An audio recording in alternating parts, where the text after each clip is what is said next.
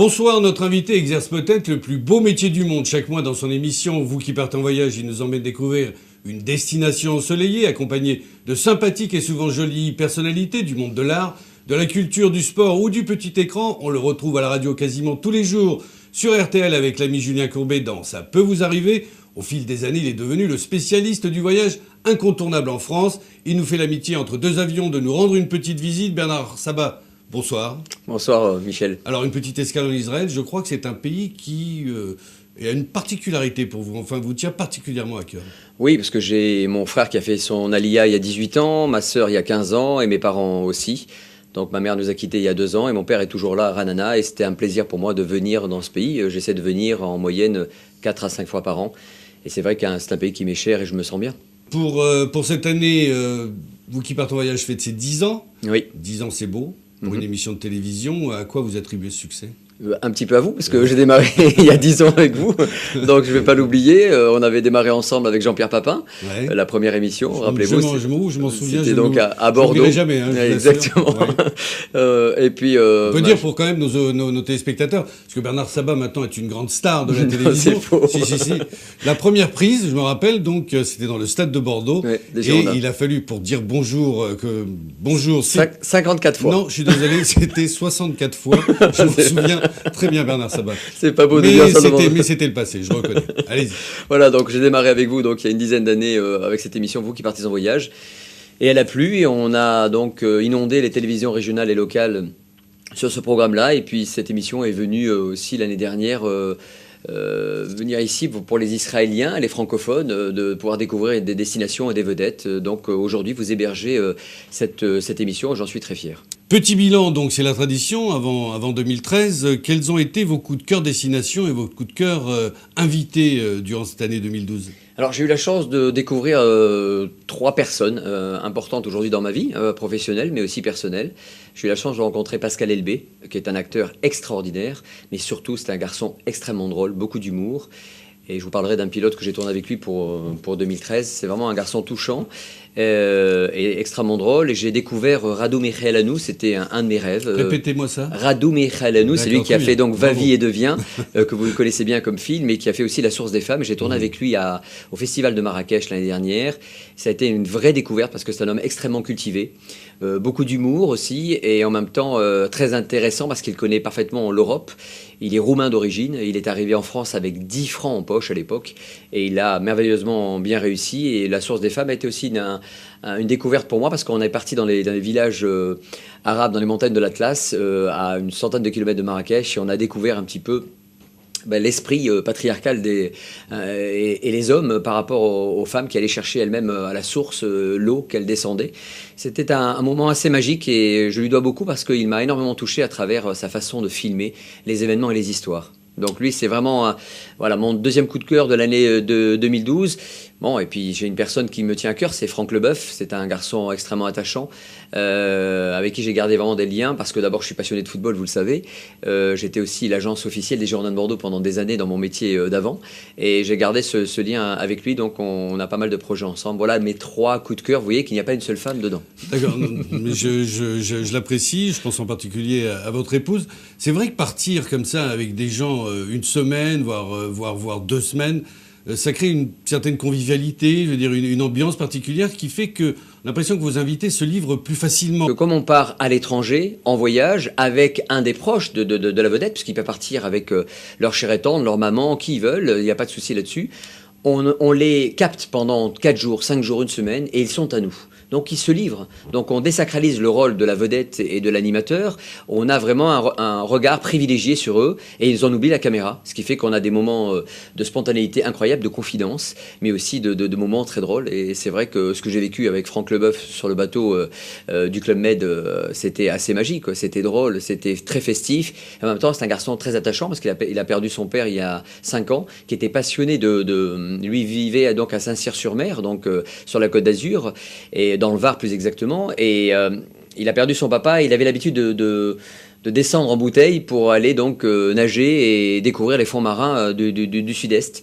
Et c'est vrai que je lui ai donné cette possibilité d'aller faire cette plongée sous-marine avec des moniteurs chevronnés. Et il a passé un moment magique et émouvant. Lorsqu'il est sorti, il a parlé de cette confidence et de ce lien qui le liait à son papa, et c'était assez touchant. Alors, outre les personnalités et les voyages, ce qui caractérise votre émission, c'est l'humour, ou du moins la dérision. J'ai entendu dire que vous aimeriez un petit peu vous renouveler, en tout cas faire autre chose, et que vous rêvez d'un one-man show sur une scène parisienne. Est-ce que je me trompe? Alors, vous vous trompez un tout petit peu, parce que je pense que le fait d'entendre Julien Courbet aujourd'hui, en 2012, se lancer justement dans le one-man show, et d'avoir des amis autour de cela, puisque j'anime chaque année la Tzedaka, que j'ai fait encore cette année, au mois de décembre, on va en parler. C'est vrai que j'ai la chance de côtoyer beaucoup d'humoristes, pardon, et j'adore l'humour, et j'essaie de le pratiquer le mieux possible dans l'émission pour, voilà, plaisanter. C'est pas toujours facile, hein, je vous rassure. Je fais pas toujours rire, je vous rassure, je sais. Merci Michel. Mais j'essaye en fait mais je pense que je ne suis pas aujourd'hui à même de pouvoir faire ce qu'ils font. C'est assez courageux, vous savez, quand vous... Vous écrivez par exemple?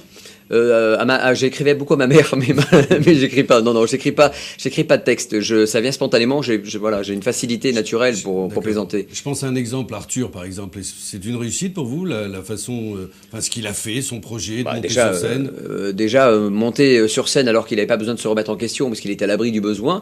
Je crois que c'est vraiment courageux. Comme vous, quoi, en quelque sorte. Je ne suis pas encore à l'abri du besoin, comme lui, mais je veux dire, voilà, ce sont des gens comme lui, comme Marie Habitant, comme Julien Courbet aujourd'hui sur scène. C'est assez impressionnant. Comme Ariane Brodier, vous l'avez vu à la neige, là, cette émission, elle passe en ce moment. C'est vrai que c'est courageux pour ces jeunes talents ou ces gens aguerris d'aller prendre des risques et de se mettre sur scène. Donc évidemment, Jamel Debbouze s'est permis de dire mais pourquoi ces animateurs viennent ici nous prendre, manger la laine sur le dos, c'est ridicule. Ils ont envie de tenter l'expérience, ils le font dans des petites salles et ils commencent et ils se font plaisir, ils avaient envie de le faire. C'est un gros risque, moi je trouve, et c'est courageux.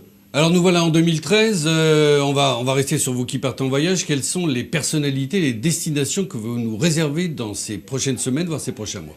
Alors, d'abord, vous allez avoir un best-of au mois de janvier que j'ai tourné en Croatie. Vous allez voir donc les 10 ans de Vous qui partez en voyage avec différentes personnalités. Je vous en dis pas plus. Vous allez tourner où, à Dubrovnik? À Dubrovnik, exactement. C'est cette magnifique ville fortifiée. J'ai été visiter la synagogue. C'est vraiment magique. C'est un endroit particulier. J'ai l'impression de nous trouver à Narbonne pour ceux qui ont vécu en France et en bord de mer. Et c'est une ville magique qui est sur le patrimoine de l'UNESCO.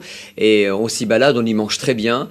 Et c'est vraiment très agréable. C'est une ville charmante et j'en ai fait donc mon best-of là-bas, donc il y a quelques semaines. D'accord, très bien. Et il y aura évidemment de la neige, parce que je sais qu'en Israël, vous n'avez pas beaucoup de neige. Il en est tombé, je crois, dernièrement. On en a, cher monsieur. Oui. Le Mont Hermon. Oui, le Mont Hermon, oui, je sais. Je vous conseille d'aller faire une émission d'ailleurs là-bas. Pourquoi pas, je le tenterai. Donc là, je vais donc partir donc à Courchevel et à Megève, donc faire des images pour vous. Très bien. On vous en remercie au passage.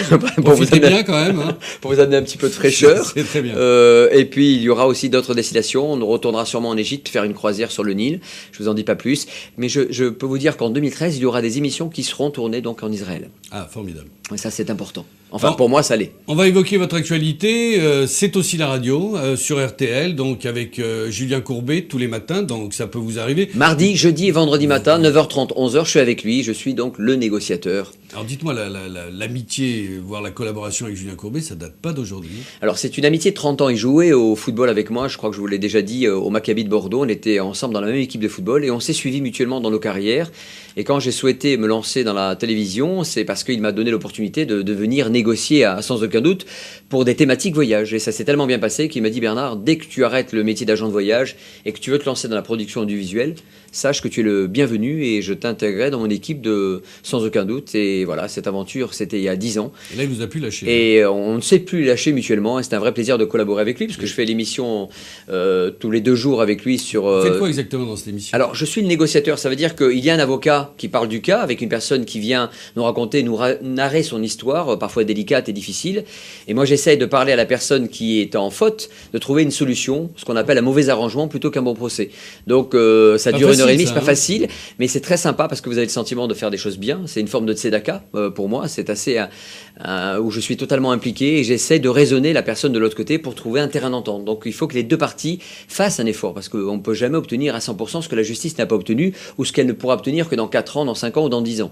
Donc voilà, moi j'essaie de trouver le mauvais arrangement, mais ça se passe plutôt bien. On arrive à résoudre beaucoup de cas et les gens sont ravis. Pas trop d'agressivité, pas trop de difficultés dans la communication. Il y a toujours de l'agressivité. Vous savez, quand vous appelez quelqu'un et qu'il ne s'attend pas du tout à votre appel, il vous envoie balader. Et moi, j'essaie justement hors antenne pendant la publicité de le rappeler, de lui dire écoutez, on est hors antenne, on discute, je lui explique le cas, j'explique la situation, je lui explique un petit peu ce que la personne n'a pas bien compris pour essayer de trouver une solution. Et j'arrive en règle générale à trouver la solution qui soit pas idéale pour les deux, mais qui soit un bon compromis. Qu'est-ce que vous préférez faire, de la télévision ou la radio ? Franchement, la radio, j'adore parce que d'abord, on n'est pas vu, donc c'est toujours cette facilité-là. On parle naturellement et on oublie donc le micro. La télévision, on joue un rôle. Donc c'est vrai que moi, dans la partie voyage, c'est plus facile. J'ai pas de rôle à jouer parce que je suis moi-même, parce qu'on me donne la possibilité de pouvoir faire le plus beau métier du monde que j'ai exercé pendant 10 ans. Et c'est vrai que c'est un plaisir. C'est vrai que la télévision, c'est dur de se regarder. Moi, je sais que j'ai du mal à me regarder. Et puis mes enfants sont très critiques, donc ils me font pas.